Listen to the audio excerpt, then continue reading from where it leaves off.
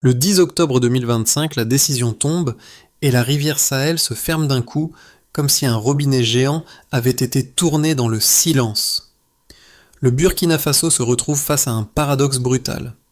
Jusqu'à 30% d'eau en moins dans certaines zones, tandis qu'un prêt de 400 millions de dollars est suspendu et que l'isolement est brandi.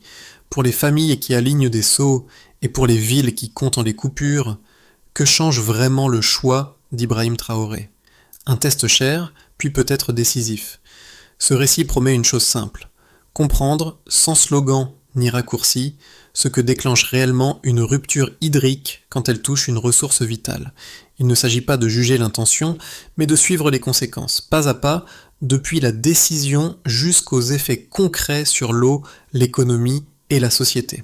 Le bénéfice pour le spectateur est clair: saisir les mécanismes plutôt que subir des positions toutes faites. L'enjeu dépasse un événement isolé. Une fermeture de cette ampleur agit comme un révélateur. Elle expose les dépendances, les marges de manœuvre et les fragilités accumulées. À court terme, la pénurie impose des arbitrages quotidiens, visibles dans les files d'attente et les coupures. À moyen terme, elle reconfigure les rapports de force économiques et diplomatiques. À plus long terme, elle pose une question plus lourde. Une société peut-elle transformer une contrainte brutale en capacité durable? Ce qui suit explore cette tension centrale: souveraineté revendiquée d'un côté, coût humain et matériel de l'autre, sans réduire l'un à l'autre. 2 mois après la fermeture, un fait domine déjà le bilan provisoire. Dans certaines zones, l'approvisionnement en eau baisse jusqu'à 30% et un prêt de 400 millions de dollars est suspendu. Ces deux chiffres suffisent à déplacer le débat, car ils montrent que la décision ne reste pas symbolique, elle produit immédiatement des contraintes mesurables. Dès lors, la question n'est plus seulement politique, elle devient logistique et sociale au quotidien. Pour comprendre ce basculement, il faut revenir au point de départ. Le 10 octobre 2025, la fermeture de la rivière Sahel est appliquée sans préavis, mettant fin à une gestion décrite comme assurée par des entreprises étrangères. L'effet est immédiat. Les flux se raréfient, les canaux se figent, et les premiers signaux de pénurie sont signalés, notamment à Ouagadougou. Les fils s'allongent, les coupures se multiplient, et la pression sanitaire est évoquée comme un risque croissant, parce que l'eau manque là où elle soutient l'ensemble des usages vitaux.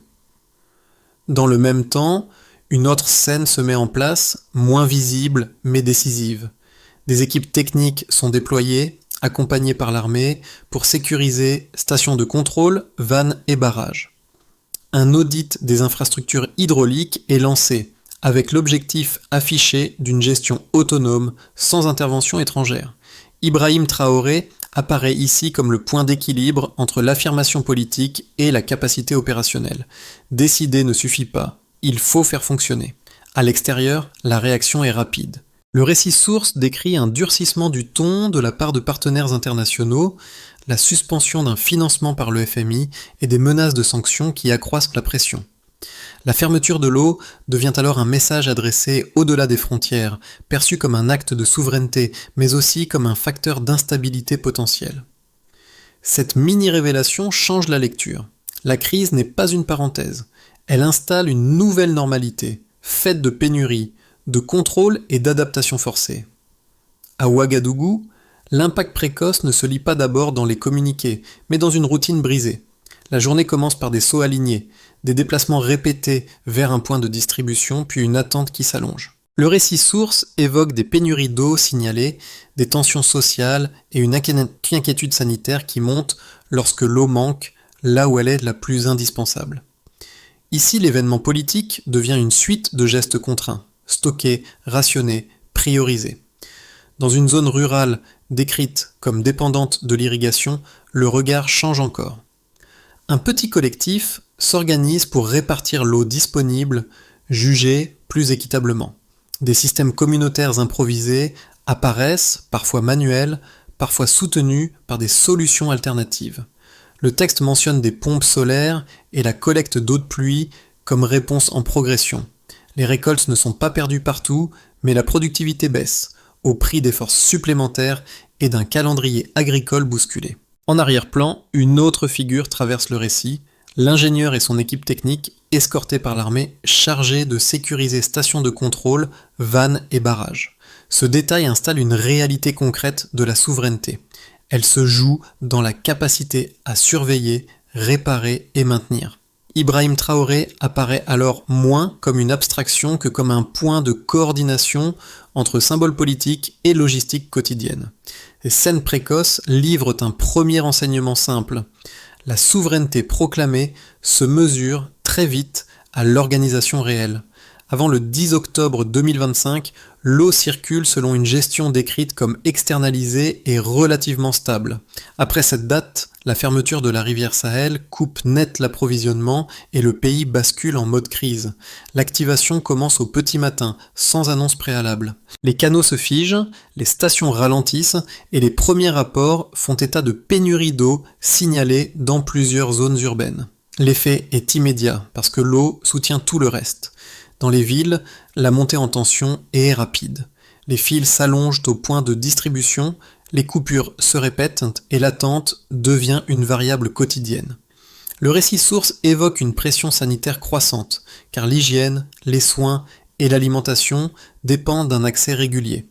Les prix de certains produits de base augmentent fortement, non par spéculation abstraite, mais parce que chaque rupture se répercute sur la chaîne d'approvisionnement. La pénurie d'eau se transforme ainsi en pénurie de temps, d'énergie et de confiance. Le point culminant survient quand la crise quitte le terrain pour la scène internationale. Les réactions extérieures se durcissent. Des menaces de sanctions sont évoquées et le Fonds monétaire international suspend un prêt de 400 millions de dollars. Des entreprises étrangères interrompent ou ralentissent des activités et le récit mentionne des pertes économiques estimées à grande échelle.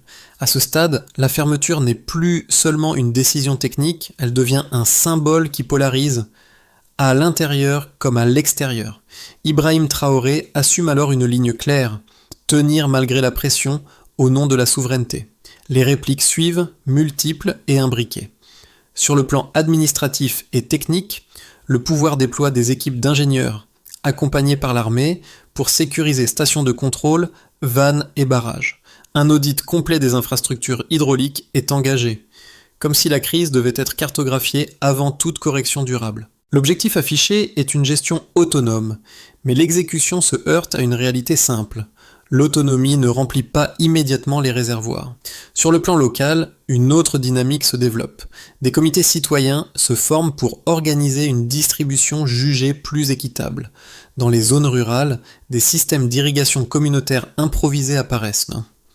Combinant irrigation manuelle, pompes solaires et collecte d'eau de pluie, ces réponses n'annulent pas la pénurie, mais elles amortissent le choc et permettent de maintenir une partie de l'activité agricole. Cette séquence, de l'activation aux répliques, montre une chose essentielle. La décision initiale déclenche une cascade d'effets qui s'auto-alimentent.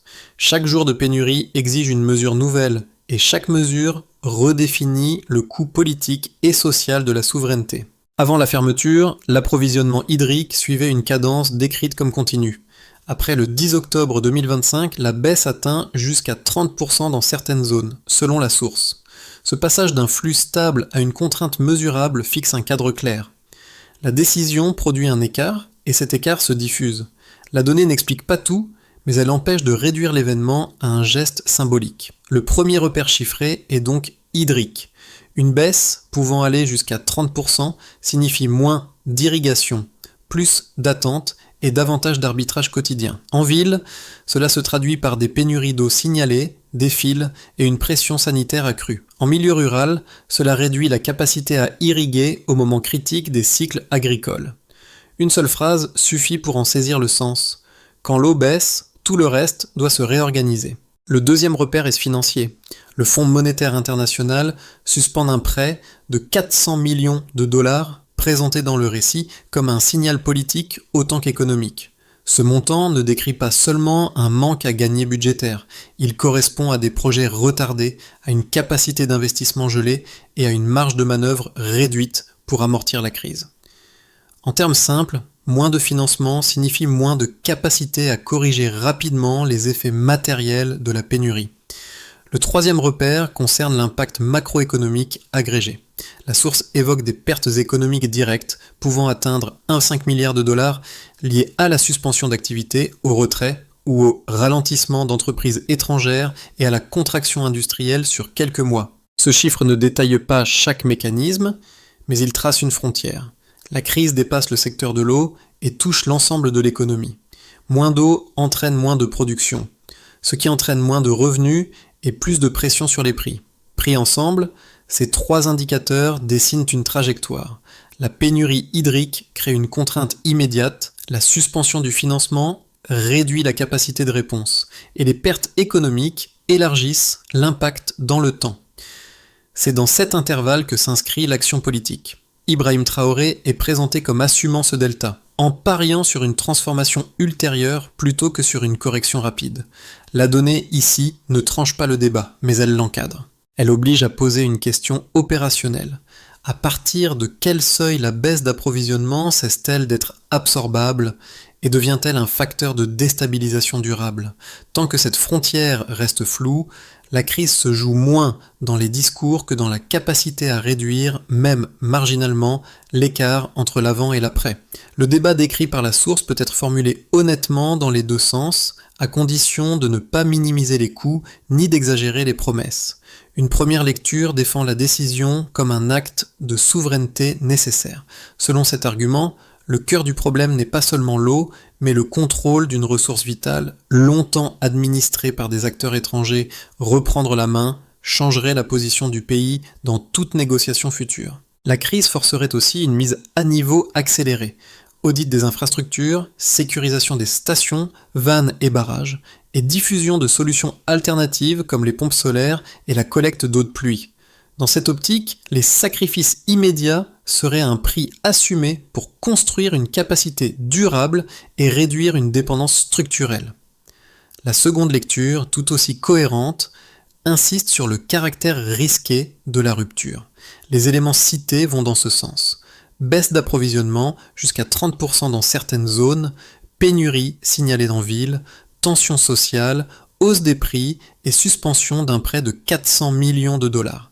Les critiques soulignent que la souveraineté ne remplace pas instantanément les compétences, les pièces, l'énergie, ni les chaînes logistiques. Ils ajoutent que le retrait d'entreprises et l'isolement financier peuvent accélérer le chômage, la contraction industrielle et les risques sanitaires, surtout quand l'eau manque.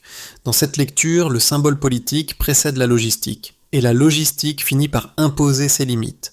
La réponse la plus solide, si l'on reste strictement dans la matière fournie, tient à une condition centrale. La cohérence de la décision dépend de la vitesse d'adaptation et de la capacité à stabiliser la distribution avant que les coûts ne deviennent irréversibles. C'est là que le rôle d'Ibrahim Traoré se situe, non comme arbitre idéologique, mais comme garant d'un calendrier opérationnel crédible.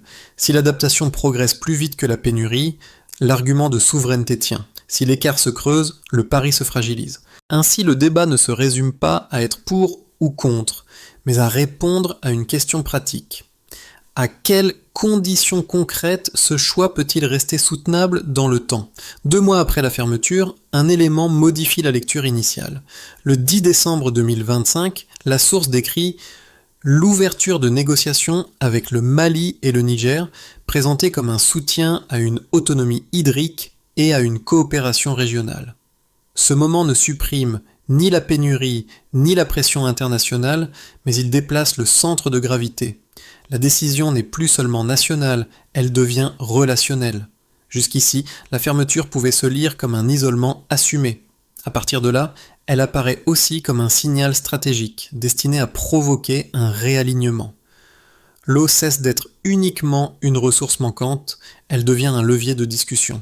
Dans cette perspective, la souveraineté ne se joue plus seulement dans la coupure, mais dans la capacité à transformer une contrainte en négociation. Ibrahim Traoré se retrouve alors au cœur d'une double tâche. D'un côté, maintenir la distribution sous tension et contenir les effets sociaux visibles. De l'autre, élargir le rapport de force au-delà des frontières en misant sur des appuis régionaux pour amortir l'isolement. Ce pivot ne garantit rien, mais il ouvre une direction nouvelle. La question centrale devient donc différente. La coopération peut-elle compenser, au moins partiellement, le coût immédiat de la rupture? Du côté de l'État, la première conséquence est une crise de continuité. Il faut gérer une pénurie immédiate tout en maintenant des services essentiels, alors que l'approvisionnement baisse jusqu'à 30% dans certaines zones selon la source. La réponse administrative se dédouble. D'un côté, l'urgence urbaine impose des distributions, la gestion des fils et la prévention des risques sanitaires. De l'autre, la reprise en main technique exige audit, sécurisation des stations de contrôle, vannes et barrages, et coordination d'équipes d'ingénieurs escortés par l'armée. À cette contrainte opérationnelle s'ajoute une pression financière, avec la suspension d'un prêt de 400 millions de dollars qui réduit la capacité à amortir le choc par des investissements rapides. Du côté des entreprises, l'effet se lit comme une rupture d'environnement. Le récit mentionne des suspensions d'activité par des opérateurs étrangers et des pertes économiques directes pouvant atteindre 1,5 milliard de dollars. Dans l'industrie et les services, la raréfaction de l'eau perturbe la production, l'énergie et la logistique. Les entreprises locales subissent un choc de coûts et d'incertitudes, car substituer rapidement des capacités nationales suppose des compétences, des équipements et des financements qui à court terme sont fragilisés par l'isolement. Même lorsque la finalité affichée est une relocalisation, la transition se traduit d'abord par un ralentissement. Du côté des ménages, la conséquence est immédiate et tangible. Les villes font face à des pénuries d'eau signalées, à des coupures répétées et à une hausse des prix de produits de base. L'eau devient une dépense, une attente et une fatigue. Les risques sanitaires sont évoqués parce que l'hygiène et les soins se dégradent quand l'accès se fragilise. Une partie de la population soutient la décision au nom de la souveraineté, tandis qu'une autre endure les contraintes quotidiennes. Le même événement produit ainsi fierté politique et vulnérabilité pratique. Et du côté de l'équilibre régional, la fermeture déclenche une recomposition prudente. Les négociations décrites avec le Mali et le Niger ouvrent une perspective de coopération et de partage des ressources susceptibles d'amortir l'isolement. Mais cette voie crée aussi une dépendance nouvelle, la solidité des partenariats et la capacité à coordonner une gestion transfrontalière. À ce niveau, Ibrahim Traoré apparaît comme le pivot d'une équation élargie où la souveraineté nationale se teste dans la coopération régionale autant que dans la décision initiale. Ces 4 niveaux montrent une même logique. Les conséquences ne s'additionnent pas, elles s'entrelacent. La stabilisation de l'un conditionne la tenue des autres. La question qui s'ouvre désormais est simple, en apparence. Que se passe-t-il si la situation dure encore 6 à 12 mois ? La source permet d'esquisser 3 trajectoires sans leur attribuer de probabilité, mais en précisant les conditions qui les rendent plausibles. Autrement dit, si certaines choses tiennent, alors une issue devient possible. Si elles cèdent, alors une autre s'impose. On peut d'abord imaginer un scénario central. Le pays se stabilise sous tension. Les pénuries persistent par à-coups, mais la distribution devient plus lisible grâce aux audits et à la sécurisation des stations, vannes et barrages. L'approvisionnement reste inférieur, jusqu'à 30% dans certaines zones, mais les solutions alternatives décrites, comme les pompes solaires et la collecte d'eau de pluie, continuent de se diffuser. Les comités citoyens gagnent en organisation, qui réduit les pics de tension sociale. À l'extérieur, les pressions demeurent, mais la coopération régionale évoquée avec le Mali et le Niger sert de tampon partiel. Si ces éléments avancent ensemble, l'économie évite l'effondrement, au prix d'une croissance faible et d'un effort prolongé. On peut aussi imaginer un scénario plus favorable. La crise devient un catalyseur. La fermeture agit comme déclencheur d'une architecture régionale plus solide. Les accords avec les voisins se traduisent en partage effectif de ressources, coordination technique et investissement ciblé dans la gestion de l'eau. La souveraineté ne s'exprime plus par l'isolement, mais par la capacité à définir des règles communes. Si l'expertise locale se renforce et si les alternatives montent en échelle, la pénurie recule progressivement, et l'épisode est relu comme une accélération stratégique. Enfin, un scénario plus sombre est possible. La pénurie et l'isolement s'auto-alimentent, les sanctions et les retraites d'entreprises s'intensifient, le financement reste bloqué après la suspension du prêt de 400 millions de dollars, et les pertes économiques évoquées se prolongent.